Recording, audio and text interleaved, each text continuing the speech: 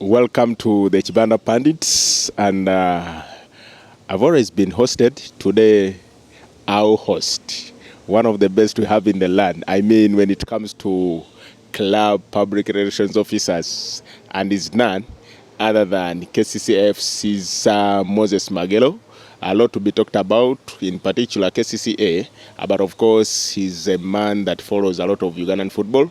So we shall have a chance to talk about CECAFA kind of, and then the forwards I want to know, the other forwards I want to hear from Magero because their club is dominating, but of course he has to give an independent opinion. Magero, welcome to the show. First time here, Yeah, Kibanda Pundits, and welcome to Kao Sports. true. My first time to come to Kaho.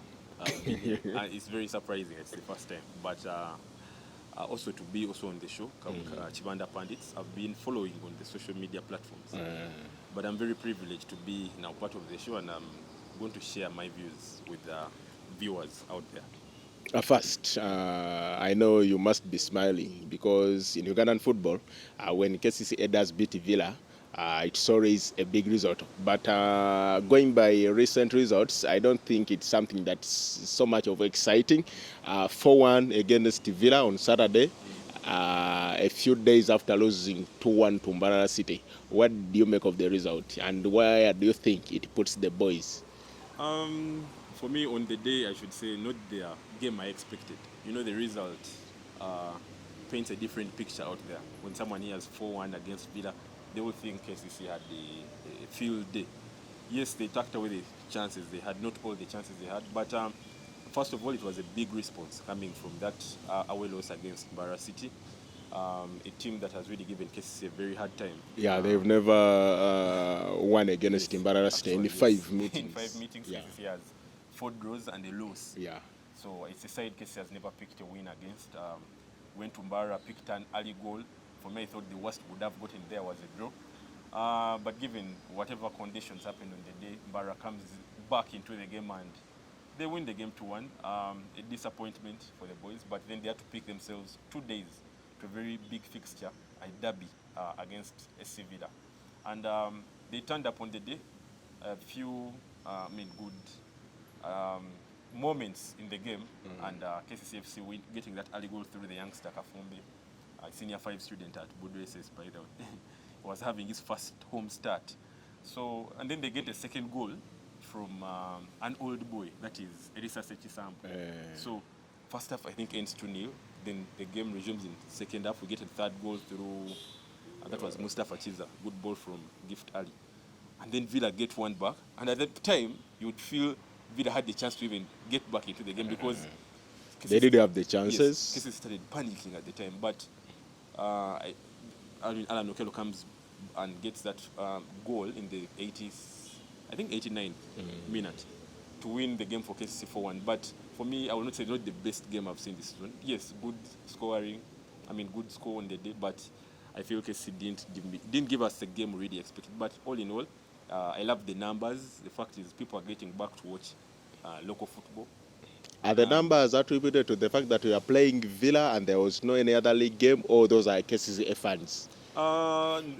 Actually, the numbers are not because there was no other game on the day. We have not come up with a tool to really tell us who was a KCC fan and who wasn't a KCC fan. Maybe But, just we could see more blue than yellow on But the you know, day. we also have an away kit that has That's blue. Yes, and most people have really bought that one. So on the day, for me, I have not really come up with a tool to tell me who was a KCF fan and who wasn't. But the numbers are back in the stadiums, and at least I would tell that there were KCF fans and there were Villa fans, and there were neutral fans too. And very brilliant day for Ugandan football to get, the publicity it needs, and also for the sponsors out there. Back to the game against Mbarara City. You travel to Mbarara City the day before, and then we get this information that the gaffer, Mike Motevi, did not travel. We've never gotten an official communication from the club, away from the person trying to say, I apologize. Tell us what went wrong with Mike Motevi. Wow, it's very unfortunate that you've never gotten an official Yes. communication from the club. But this is what happened. The pre-match press conference before the Villa game, the gaffer came out and gave that communication. But get it from me, okay? Now this is because this you're is the what you official call the spokesperson. official. Yes. This is what you call the official. What happened on Monday night? Sorry, Monday morning, 5:45. 6 a.m. was the time the bus was supposed to set off to Mbara. So a day before, the communication is made, and the manager himself comes up with the time and says, 6. this is the time we're supposed to leave. So the manager sat down with the administrators and they said, fine, this is the time we should leave, and all the players were informed from the captain to the last player. So by 5:45, I for one, I was in the stadium, and a few other people, in fact most of them, some of the players got us on the way, but what happens is the manager came in at around 7:30 to 8, because I wasn't there, but I saw between that time. And then after, when he asked where the bus was and the other people, he was told the bus had left. So in his submission, he says, because he broke the rules, first of all. He broke the team rules, because timekeeping is something very key. Most of a club that wants to become professional, because I won't say we're already professional, but we are almost getting there. Yeah. So he accepts that he broke the team rules, and so the bus had to go to Mbara without him, but luckily enough, it had all other coaches, apart from Magero Jackson and Malinga Richard, who were coming from Arua. There was a junior team game, so they didn't travel. And immediately Magero had to travel to Nairobi with the under-16 team that had gone for Copa. So Malinga was too tired, so he couldn't travel.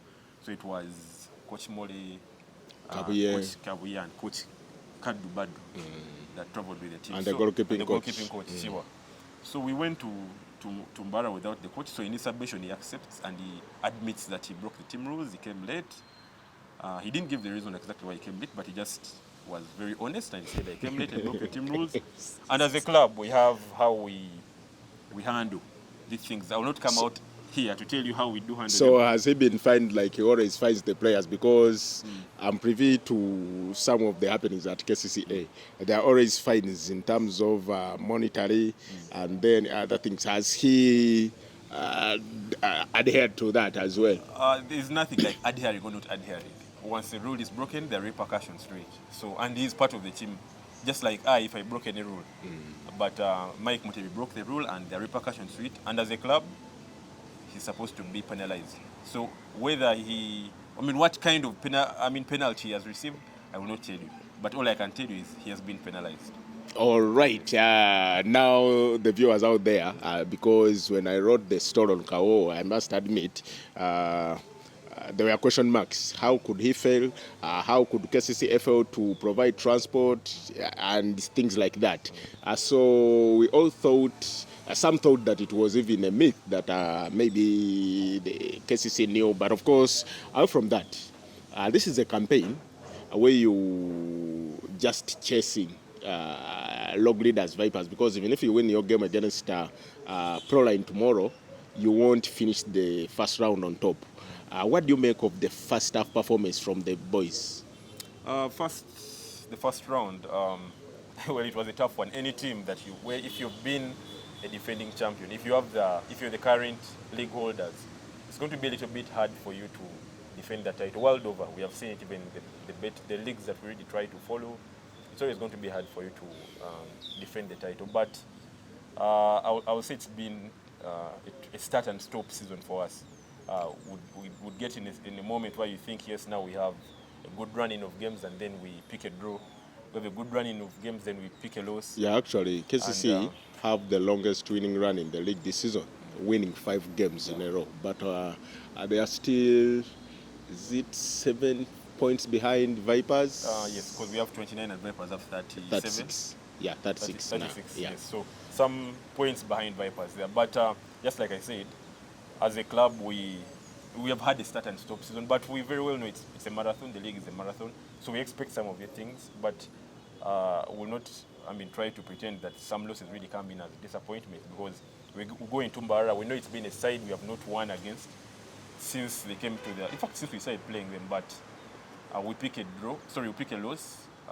Which loss you think would have avoided on the day? But those are things that we try to learn from every now and then. But The fact that it's been a start and stop and we have 16 games to go, because tomorrow's game and then 15 games in the second round. We know anything is possible. We have seen it before. For me, I believe this is a league that is going to go down until the last day. And I believe it's not a two-man race. The clubs that we think are not part of it, even Bull and the other clubs around Bull, even Sports Club Bull, Villa, then Villa, because they're going to come into the second round with less pressure compared to the two teams that everyone expects. And that's how we played Vida, and on the real... In fact, I didn't know Vida had only one loss. Until we were playing them and I tried to... Actually, Villa have lost less games than KCCA have this season. So when I looked into their stats and I found out they had lost one game, and it was the first game of the season, so I was like, these guys are really good. So that's how surprising the league is this term. So it's been a start and stop, but we still believe it's a marathon, and we'll take it a game at a time until the very last day of the season. Also, given that we have you around here, we need an official information in regards to what transpired when Alan Okero went to Zurich. And also, there are reports we hear about Mustafa Chiza and interest from abroad. What's the real thing that is happening to these two boys? I'll start with Okelo. Yes, Okelo left for Zurich. In fact, maybe to tell you what you don't know, that initially it had to be Okelo and Chiza going to Zurich. Unfortunately, at that time, Chiza was in Spain. Yeah, with Valladolid. And having trials. So he missed getting a visa to Switzerland. So Okelo goes and has his trials and he returned. But what happened is Zurich have never tabled an offer. So I've heard it from different people. People have called me and even have reached the club and said, why didn't you give the boy an opportunity? But we cannot give an opportunity to a person going to a club that has never tabled an offer. So should we say that Zurich were not impressed? Well, I don't know, but we really don't know what. But all I know, the boy went for trials. We got the feedback we got, which we cannot.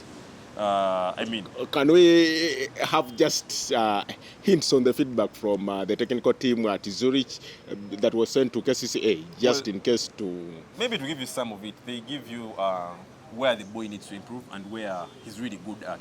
So they informed the club that, listen, the boy is good at this, and maybe he needs to improve on this.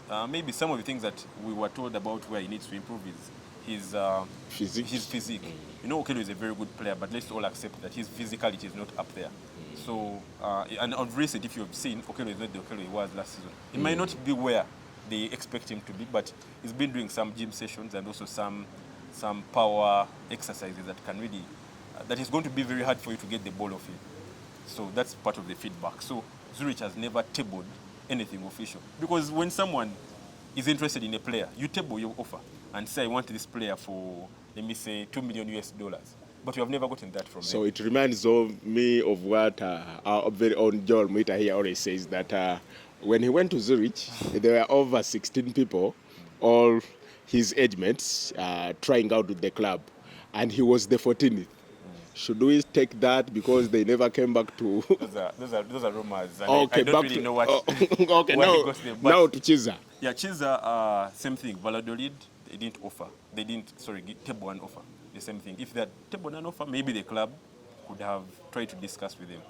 So the same thing to... I mean, there are different clubs that are interested in Chiza. It's not even a secret anymore. Quite many from Africa and even out. But the issue is these clubs only talk, or their agents, or the people that act as the scouts for these clubs.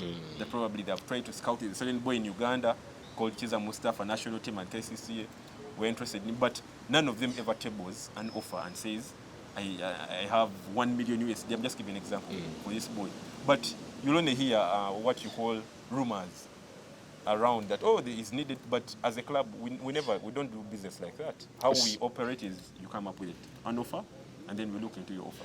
All right, so that quashes all the reports and rumors that the club did ask for a lot of money from Zurich and, of course, other shooters of Chiza. Now,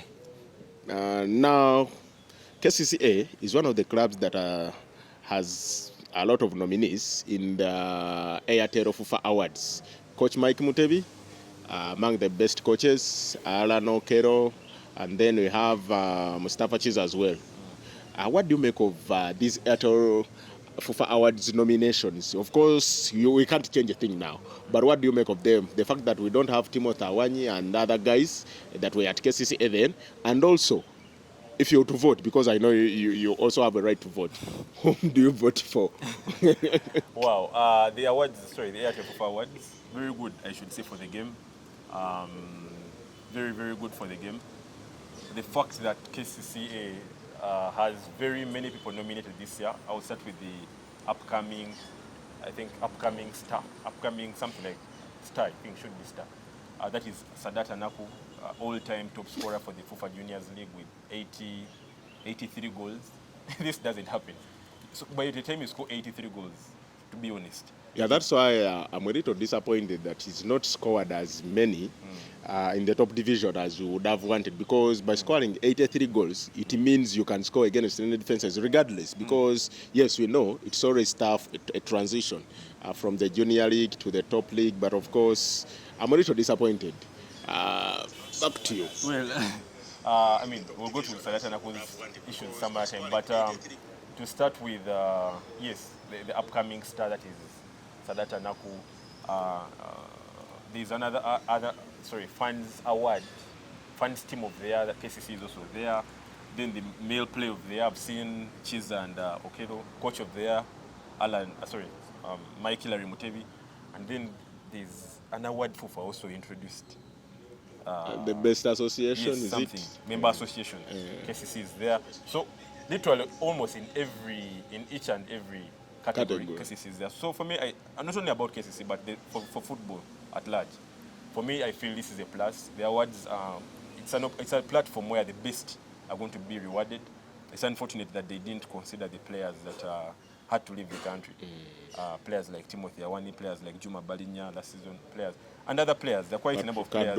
Yes, Alan Chambade. I feel they had a very good season, but the fact that they have had, they had to leave the country, so they don't get to, get rewarded, because for me, I feel they had a stellar season last season. But, my comment about the awards, I feel it's a plus. It's exactly what we want.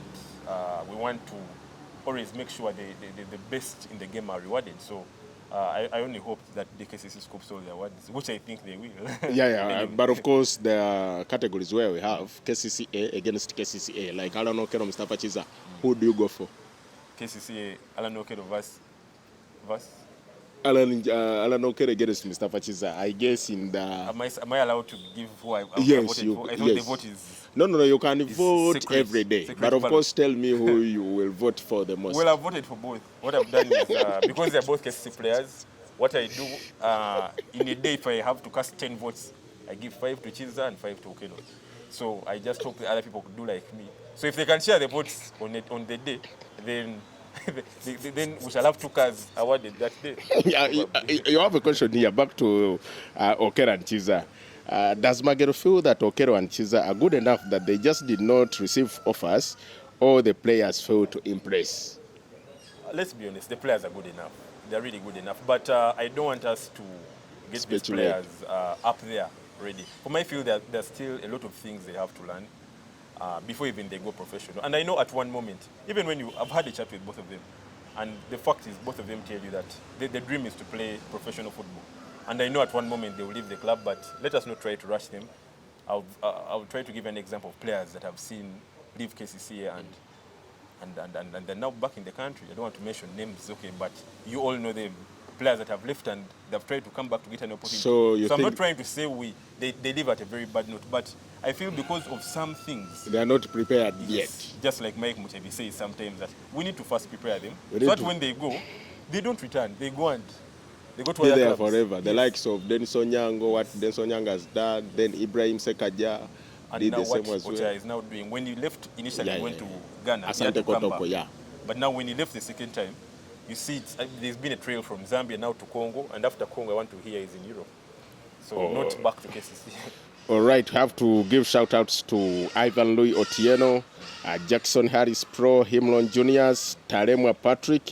This is a very good KCCA fan. And if you have any questions out there to Magero Moses, here is the chance. This is the time to get the right official communication from the club, because we take his word as gospel truth from KCCA.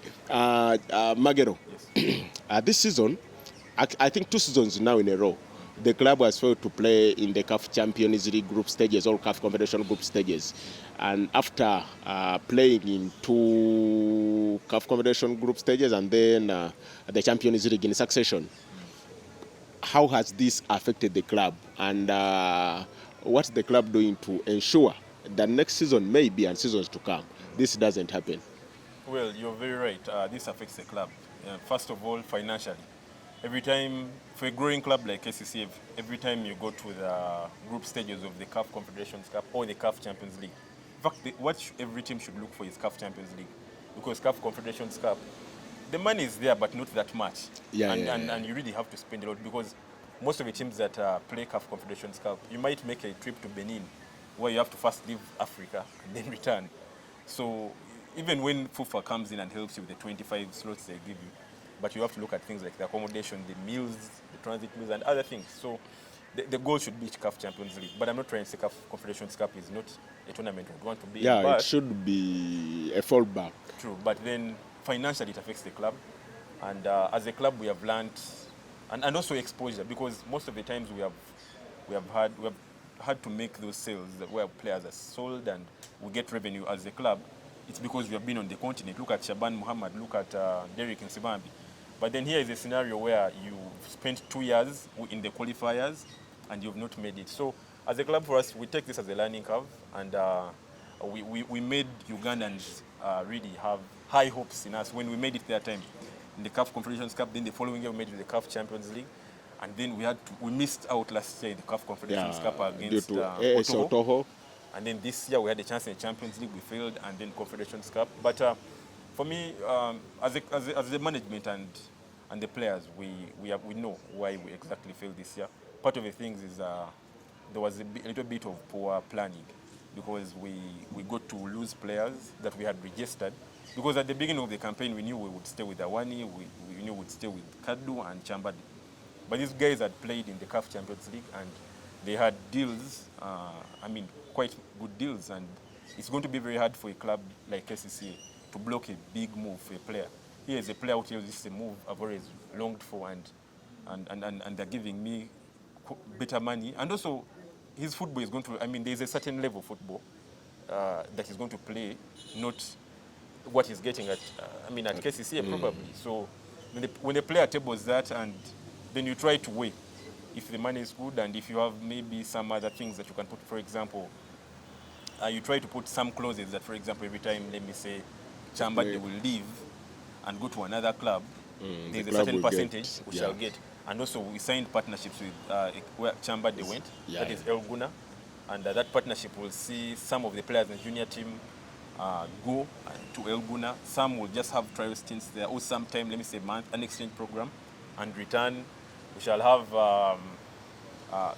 part of our technical team, even the management, go and exchange ideas. Let's say. So there will be that time we'll be seeing you in Egypt trying to learn from those Egyptians. And also them to learn from me, because they don't get to play in the CAF Champions League that much. So there are things we do learn from there that probably they don't know. So first it was a setback, but back to the drawing board now. We know only to get there we just have to win either the Uganda Cup or the Premier League. So minus winning that, we can't play CAF. So that's the goal. Win the domestic cups, get back to the Champions League, and show there's a difference between this year and last year. And then lastly, KCCA, 5 years ago, I remember the former CEO, Josephine Namukisa, did present an artistic impression of a stadium. How far? How far with the stadium? Because those 2 years, that's 5 years ago, and the plan was to have a stadium accomplished in 3 years. It's 5 years now. How far has the stadium gone? The fans out there need to know. It's not only the stadium, it's the entire strategic plan. The strategic plan was a 5-year period. It was launched in 2017. This is 2019. No. Forget the strategic plan. Yes, because the stadium was part of the strategic plan. The stadium, way before, they did bring out an artistic implementation. That was it at Imperial Royal, where Jen from C was also part. Forget the strategic plan that was 2 years ago, 2017. But you see, whatever was done before, it was improved.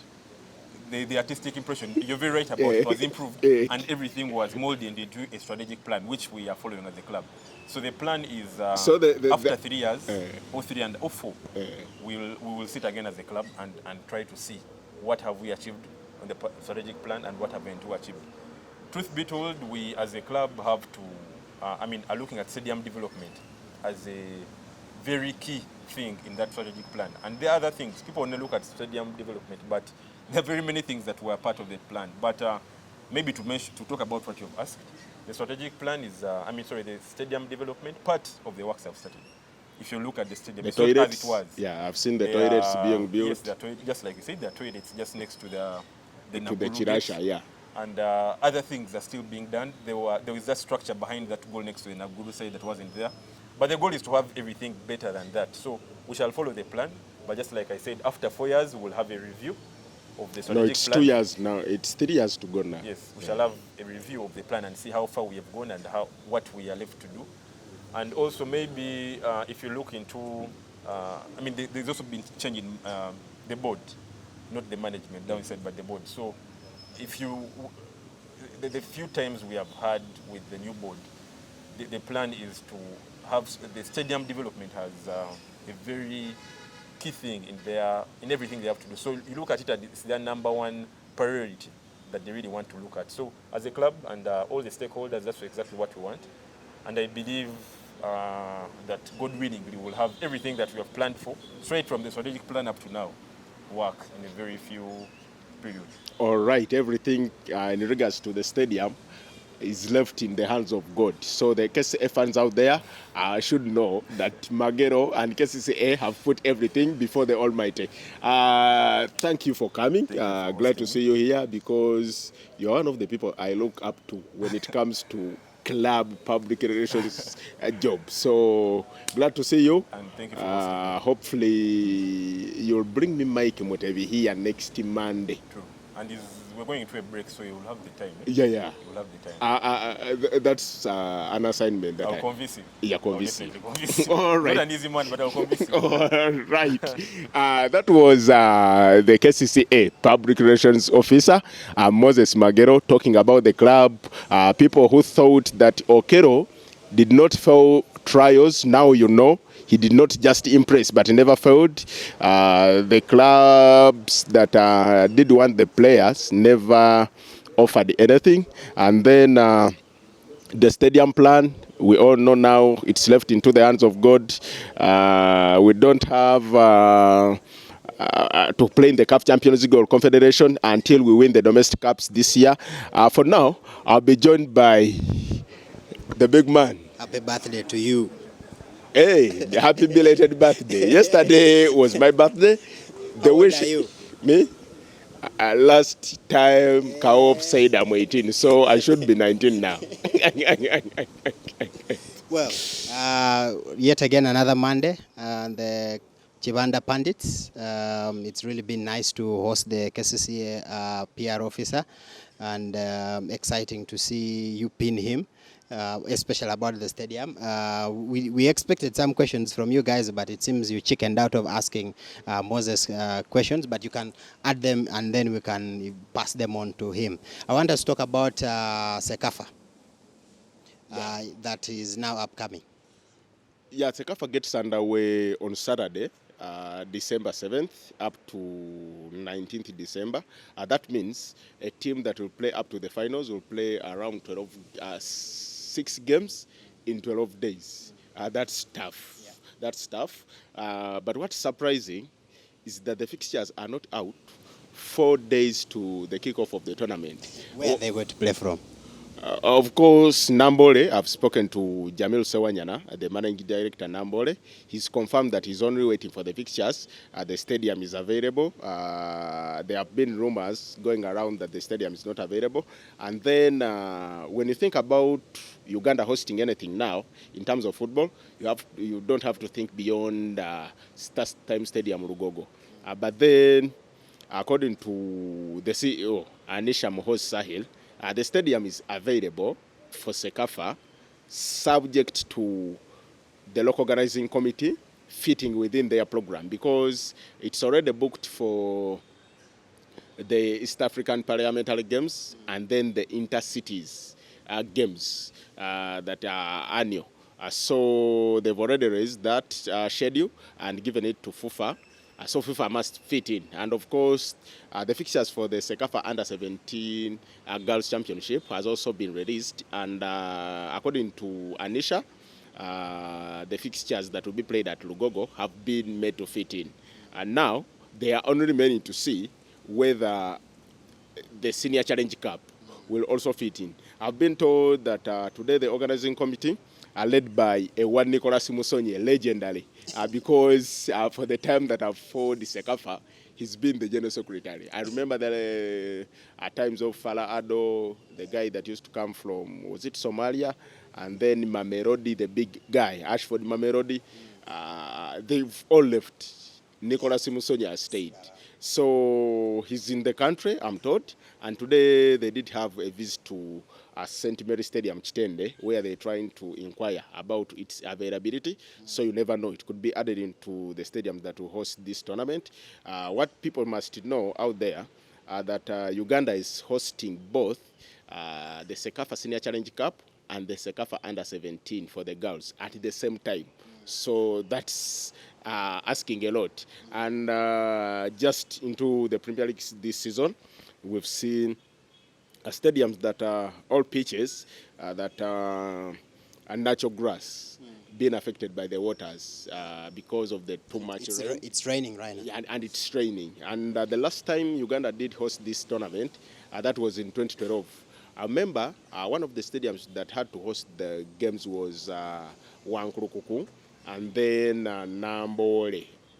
Nachivo was also still around. But they ended up... I remember those pictures of guys struggling to kick a ball in the soggy... Yeah, even at Nambole, by the way, it also got soggy because it... Many matches. They had to shift it to Lugogo. By then, Lugogo was natural grass. So a lot of question marks, because I know Njeru may be having the girls and the Lugogo. So they were hoping on Nambole and also Lugogo. But Lugogo being that it has events within December, so they have to just fit in. And the fact that no communication so far in regards to the availability of St. Mary's Chende, that could be the reason that it's holding back the fixtures, because 4 days to kick off of the tournament, no fixtures so far.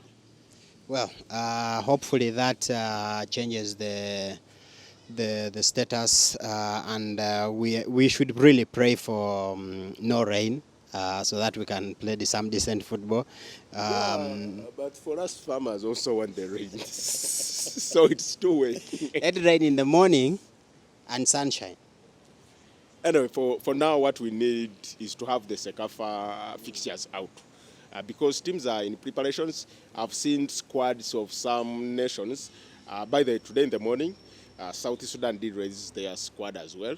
It has 4 players playing their trade in Uganda.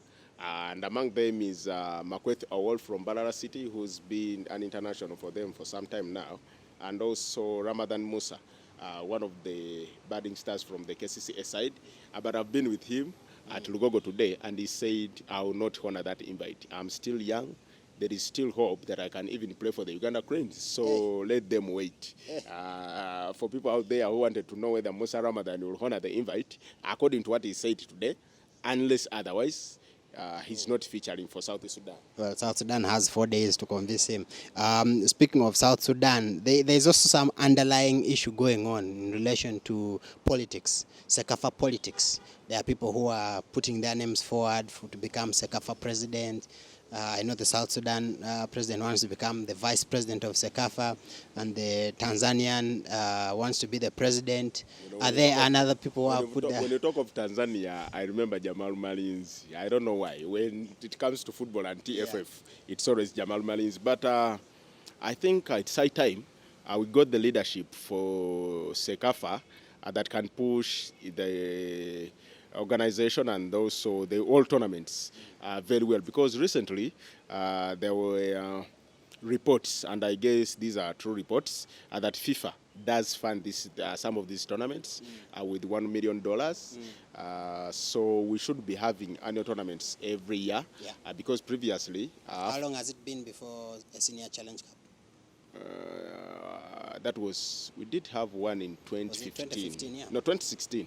Okay. When did we? No, 2017 we did have in Kenya before we went to Morocco. AFCON was the Chan. 2017. Yeah, AFCON was 2017. So Chan Then we was- did have CECAFA in December 2017. I remember the likes of Hudukawesa, Agremadoi were part of the team, and then Disabre came in within that December. Okay. Did not take part in CECAFA. It was handled by Moses Basena and Freddy Where is Kajoba. Basena? Is in Rwanda with a team called Sunrise, and they are doing so well. And then, so talking about the leadership, I will not mention names, but we need the leadership that can push CECAFA back to its old glory, because this is the oldest tournament in the world continent. Yes. And previously, teams like Zambia, Malawi, Zimbabwe always treasured playing in CECAFA. Right now, it's hard to convince even the CECAFA nations themselves, because if Rwanda says they cannot take part, how could you convince a team like Zambia to come and be part? So, and then we've also seen the CECAFA Club Championship, for instance, not downplaying the achievement that KCCA did get, but teams like Simba, Yanga, El Merreikh, Al Hilal from Sudan all said we are not honoring. That means there is a problem. Yeah. And on the update from the Uganda Cranes camp, Krizesto Muntambi, who did pull out because of injury, has been replaced by a one Ivan Serubiri. Not many people's choice, but I like the explanation from the gaffer, that's Jonathan McKinstry, the Uganda Cranes coach, who said, we've watched a lot of league games in this country, along with my assistant coaches, and we thought about including Ivan Serubiri. Ivan Serubiri is into his first season in the top premiership. He's played a handful of games for URA. He's a big guy that plays as a defensive midfielder. According to McKinstry, the reason for summoning Serubiri and not any other player is the physicality, because he thinks there are games where we shall need to attack and have a lot of technicians on the pitch, but then there are games where I need to have physicality and also defend. That's the spirit in which Ivan Serubiri was called. And he did compare the two with Intambi, who is repressing. That Intambi is tall and has a little bit of a structure bigger than the current midfielders. So he feels Serubiri can do the job. However, he says Serubiri's big test will come tomorrow, because today was teaching according to the training. Tomorrow they are going to go open play. Yeah. Okay. I just wanted to ask, get a few questions. I think all of you who are watching us, the number of you who have sent in your questions, if we don't manage to answer them, we'll get our team to respond to them. There is a particular question here that they're asking, what happened to Saddam Juma? Do you have information about that? Yeah, Ibrahim Saddam Juma got injured in the FOFA Super 8 game between KCCA and Wachiso Giants. That was in August. So he's been out since then. According to the player, he will undergo operation very soon at KCCA. So for now, he's still injured and out, and could be out for the rest of the season. Well, there are other questions as well, but in the meantime, as we wait for Dennis, who is going to come and give us an update on cricket, I just want to read a few of your comments as well. Maurice Puyol, you say, even if, which is actually something I want to mention, if KCCA split the vote, you know how politics work, when there are 3 people and then the other 2 split the block.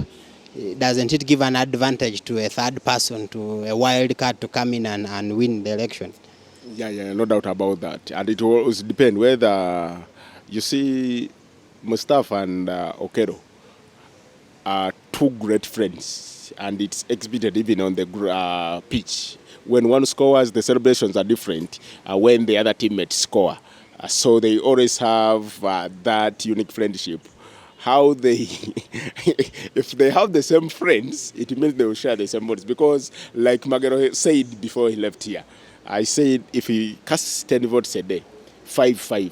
Now just imagine if I'm casting for Shafika Jimu 10, which means he will get the 10 from me, and Mageros will be shared amongst KCCA. That's a good one, but of course, I don't think we are going broke like it was when Muhammad Shabat did beat Denis Onyango, surprisingly, to the Uganda Football Award. Okay. You know, speaking of KCCA, we have, is he a closeted KCCA fan? He's not. He's out there. He's not a closeted fan. Do you have a membership card? Someone has a KCCA membership card. This is my message to KCCA CEO. I hear you have been dishing out membership cards. I've never seen you, Magero Moses.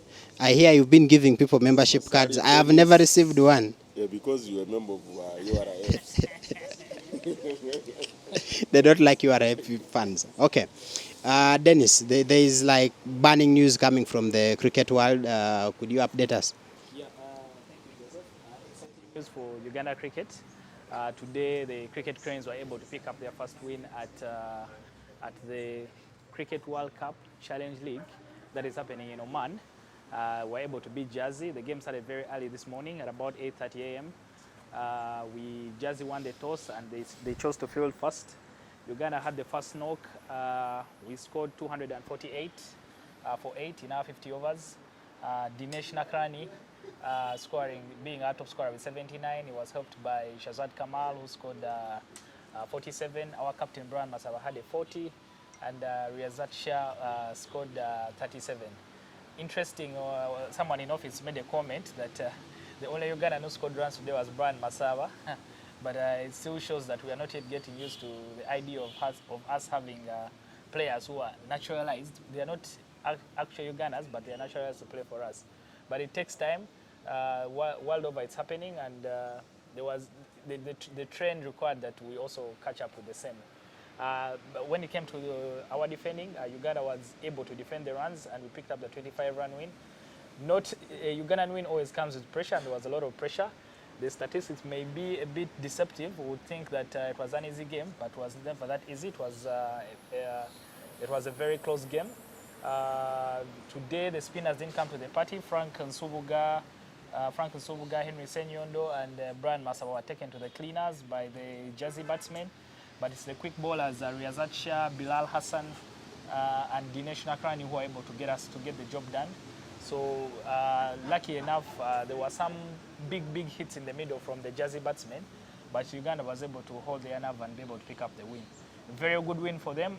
Jersey was in Oman earlier than Uganda. They've been there. They played about 4 to 5 warm-up games, and Uganda arrived in Oman on Saturday morning.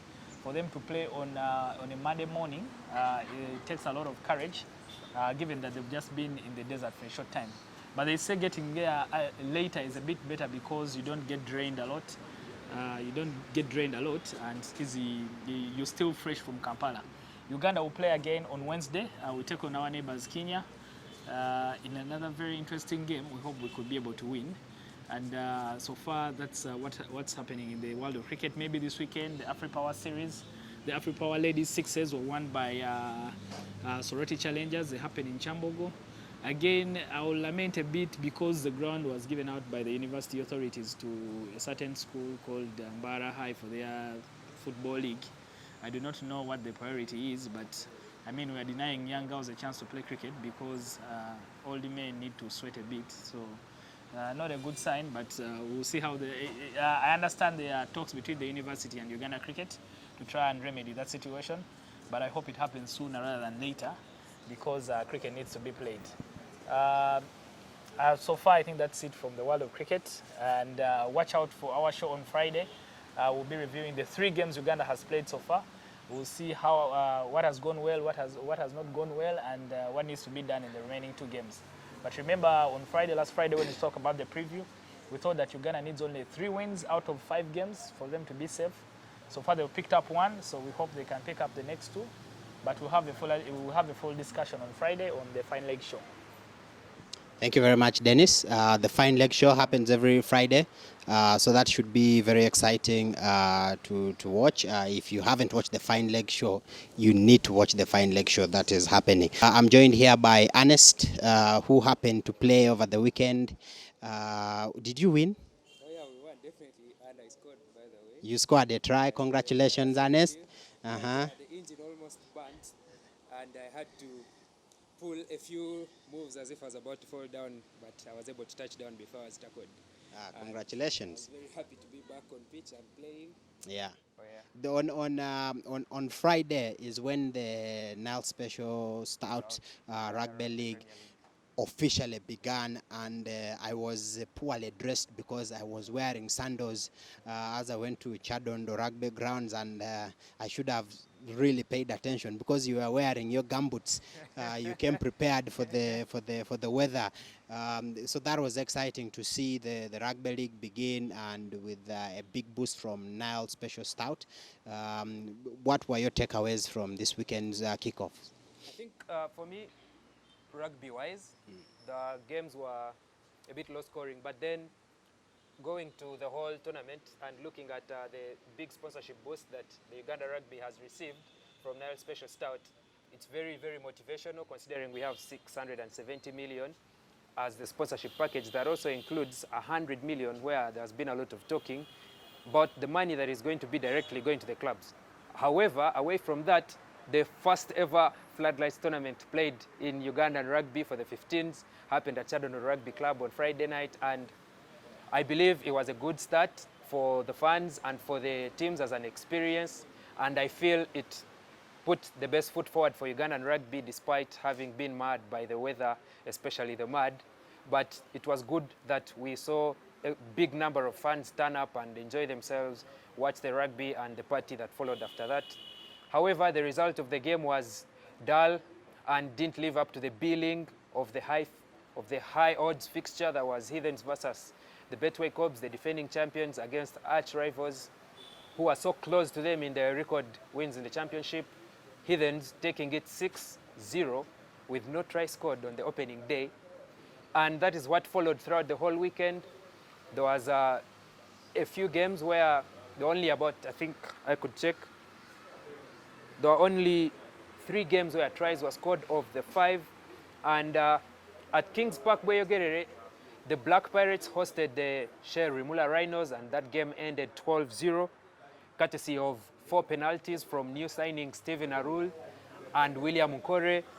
In the other game that was played at Kings Park Arena in the earlier kickoff, that was the Warriors playing against the Magero Impies, who have just been promoted from the championship, and that game ended 17-10, a try apiece from each of the teams. But then the boot of Kinyera making the difference for the Warriors, getting the win against the much-fancied Magero Impies. And in the surprise game of the weekend for the hosts, the only host team to lose their home game, that was the Buffaloes. They lost to a strong Mongas side by the biggest margin of the weekend, and that was 12-22, where a commanding display from the Mongas, especially for the pack and the backline as well, saw them get the biggest win of the weekend and top the league out of the first game week. In Jinja, in the only fixture that was played out of town, the Hippos hosted the Rams, and that game ended 10-6. We are going to have more action continuing this week, and there's a big one this time at Kings Park Arena. The Black Pirates host the Hima Heathens at 4 p.m. It has always been a fixture that cracks up the fans and brings out the best from the players on both sides, and we look forward to it very much. However, in the other fixtures on the weekend, we shall have the Rhinos taking on Impies at 2:30 p.m. and then the Betway Cobs taking on the Buffaloes in the other big game of the weekend at 4:30 p.m. and that will be at Legends Rugby Grounds in Kampala. And then Rams will host Warriors at the Graveyard at 4:30 p.m. with the Mongas going back home against Jinja Hippos 4:30 at Entebbe. So we look forward to more intensifying action, more entertaining rugby from the teams, and we hope that we'll get to see the teams being more explosive and getting to score tries more and more as the season continues. Thank you very much, Ernest, for that update. I don't know, are you playing next? You think you're in the team coming up? I'm not going to make the team anytime soon. My fitness is still very poor, but in the championship as well, there's games that are going to be taking place. And for our case, in the early kickoff of that day at 2:30, the Sailors, which is the Pirates' second team, is going to be hosting Heathen's second team, which is Stallions. And well, the other season we lost to them home and away, but we were able to win the championship against Stallions. Last season we beat them home and away, but we weren't able to win the championship with Magero Impis being the better side, going undefeated the whole season. But we are doing well, and I hope we shall have a commanding display that will put Pirates in a better position to win, with a motivation to win from us, the junior side. Thank you very much. It's refreshing to hear from people who have actually played. Some of us here just talk Wolokoso. We have never played any game. I'm joined here by someone who clearly has never played basketball, but seems to have an idea about basketball. I think I've played that, not at a high level, but at least I've played. I'm not as... You're like Ismail Chionga, who made the national team at his school. Primary, not secondary. At least I made the school team at secondary level. All right, tell us, what the playoffs are starting to get interesting. Yep. I overheard someone tell me that after game one in the playoffs, I was with some UCU fans. You know, they were a little bit excited, Yep. and we were heading to game two, and they were like, if UCU wins game two, I'm telling you, it's a Black Friday for myself, and I'm going to go to bed at 4 a.m. Unfortunately, that didn't happen for them. Yeah. And so, but it's starting to heat up. Yeah, it is actually starting. Actually, for some fans who are still Oilers, say we always want to give other teams one to make the playoffs interesting and all that. At this point in time, I think that the playoffs have come to a point where it is now a familiar ground. Still Oilers is leading. JKO Dolphins are leading. Still Oilers gave away the opening game. I think UCU did a lot of defending, a lot of good team play, and they took the series 1-0. I thought the best thing they did in that game was how they defended Still Oilers front court. That has only two players, Landry Ndikumana and James Okello. However, after that, Still Oilers, as they expected, they were going to respond, and in game two, indeed, they responded. And guess what? It was the Burundian big man who is, I think, in terms of understanding of the game, head and shoulders above everyone else, probably, in this league. He stepped up, I think, for 28 points in game two, and in game three, he had 29. I think UCU were put at a place where they could not really manage to have anything to do as the big man was shooting from inside out. Still Oilers have passed the ball a lot better in these past two games, unlike the first one. And when Still Oilers are passing the ball well, you know they're always going to get those open shots, and that is what is coming. UCU has found a lot of trouble in trying to match Still Oilers big men, because every time the ball goes inside, UCU have to go and double team or help, what they call help defense in basketball. And once they do that, Still Oilers have an open man out of the 5 people. At this point in time, you think Still Oilers, of course, they were favorites, of course, coming into the series, and now I don't think there's any question of whether they are going to win the series or not. I think at this time, it's all clear. However, they will not do it this year. They are going to do it next year, because the series take a break until January. It's going to be a little bit difficult for UCU, because at this point, Still Oilers have to start the preparation for the Basketball Africa League, which start, I think, on 17th up to October. Still Oilers will take, I think, a 2 days break today and tomorrow, and then resume in training on Wednesday for the Basketball Africa League qualifiers, in which they are going to have I think 5 more players to come in and bolster the team ahead of that tournament. Now, talking about the ladies final, the JKO Dolphins, who are the defending champions, are also in a familiar place. They are leading the series 2-1. And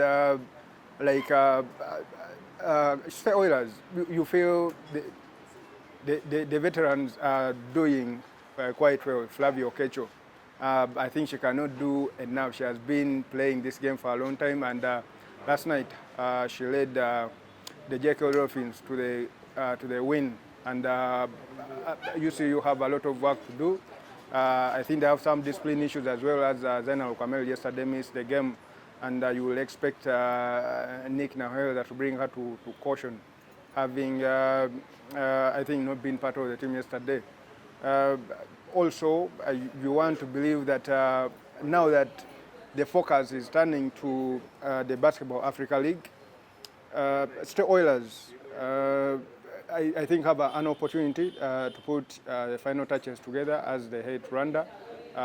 However, they will have to do that also without Tony Drileba, who yesterday got injured. At first it was a big scare of a broken leg, but after x-rays were done, it was figured out that it was not a serious injury, so he'll take some rest for the next couple of days, couple of weeks. I think he'll be just on time to play the finals again when they come back on Monday.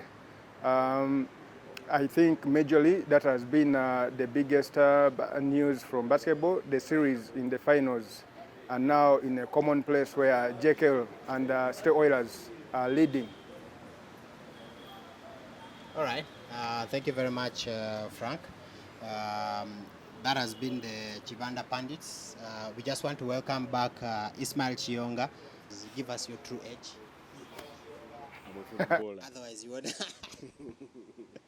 No.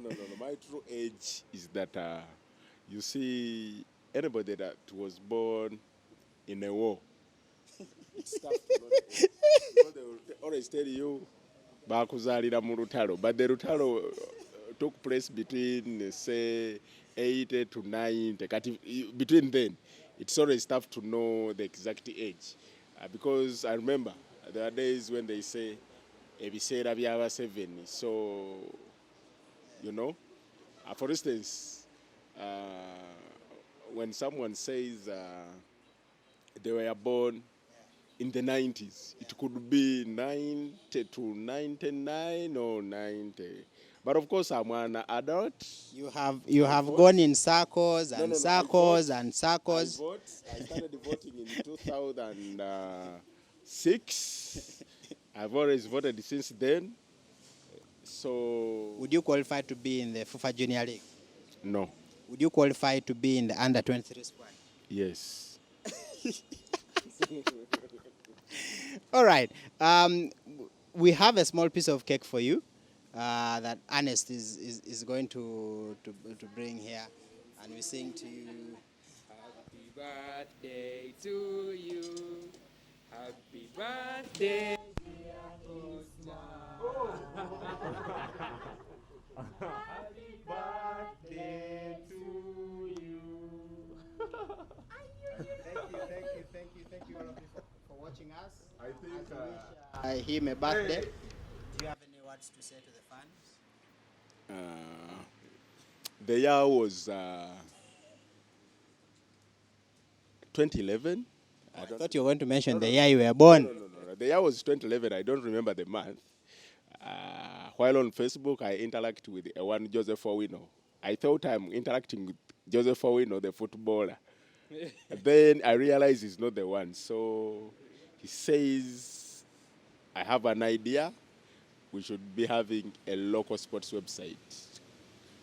Can we join heads? I said, wherever I can, I'll do something. So that's how I joined this family of Kaowo. I know a lot of people have been here. A lot of people have always tried to say, why don't you leave Kaowo? But now you know, these are some of the reasons I cannot just leave Kaowo. Because how often do you get cakes at your place because of celebrating your birthday? You should join. I am there by default. Yeah, but I'm very happy.